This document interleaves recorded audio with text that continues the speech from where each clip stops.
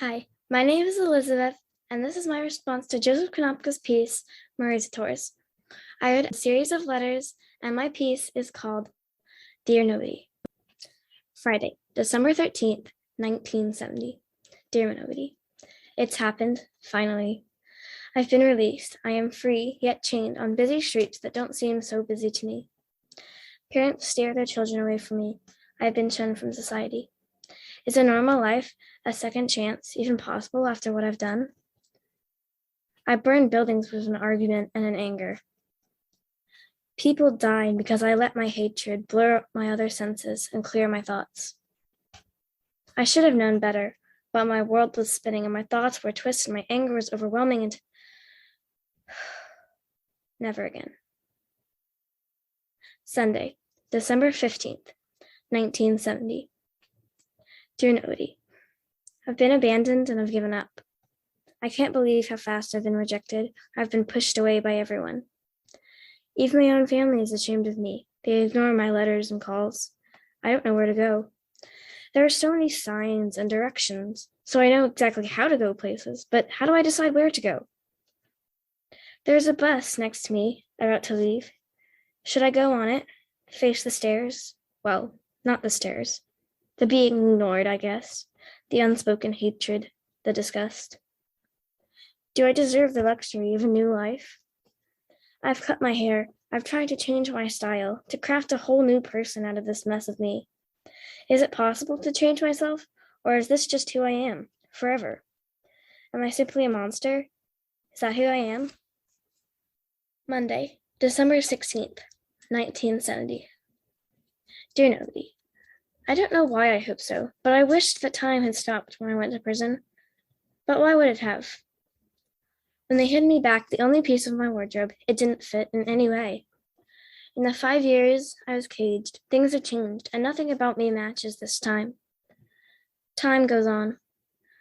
Winter still bears the trees, and the coverage of the leaves is gone, leaving branches vulnerable and exposed. I know, now, what that feels like. I try to blend into my surroundings, though to little avail. I imagine that, if I were a portrait, my features would be indistinct and blurry.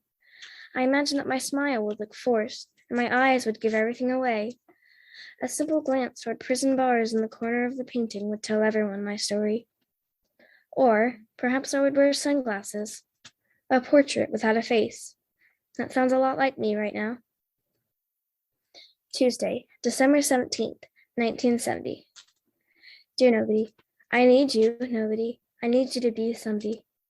Help me, please. Thank you for listening to my piece, Dear Nobody, on Joseph Konopka's artwork, Marozzitours. Hello, my name is Emyla. Today you're going to listen to me talk about this beautiful artwork made by Joseph Konopka. This piece is called Marozzitours, and I must say this piece reminds me a lot of my past. For example, the brick wall. The brick wall I used to live by was green instead of yellow, but the yellow makes it look neat. The brick wall had thick bricks with a metal sign on it, just like the artwork. I was a very young child back then, so I don't know if there was a metal bar window on the wall, but I guess it gives the wall a little more spice. The second and last example of my past is the bus.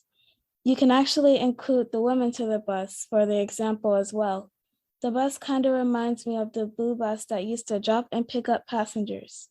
The woman reminds me of the bus driver that drove the bus. She was a very nice lady.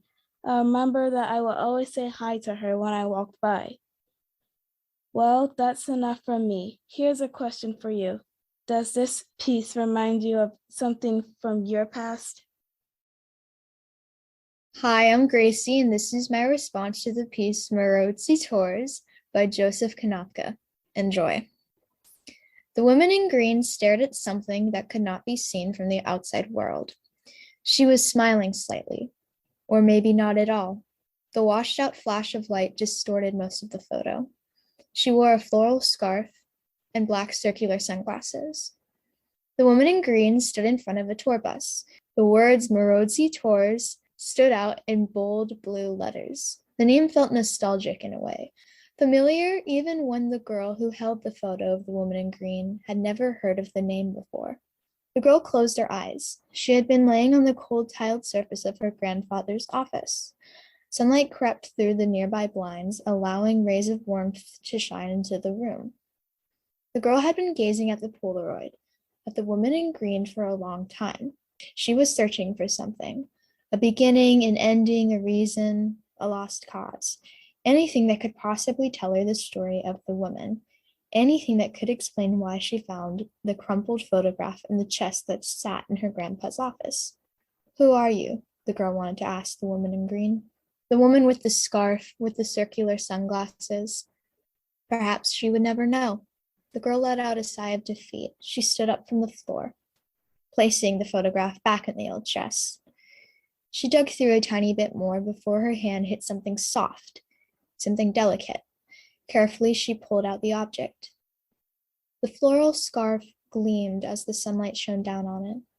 Bright, colorful, alive, just like the picture it had once lived in. My name is Sofia. This is the story that I wrote in response to Marozzitours. Thank you for listening. Oh, Grandma, it seems like too long ago we went on a vacation to Italy. You won those tickets in a freak accident, heading home from a bingo game, and the person you asked to come with you was me. I remember the crimson bus. When you touched its outside, it was steaming, and it seemed even hotter inside. Despite the heat, we had a blast. I still laugh at that moment where an exotic bird flew into the window and landed on your arm. I screamed like there was a hairy spider instead, but you just smiled. And on the flight back, I fell asleep, and when we landed, you woke me up with a start. And yet, here I am.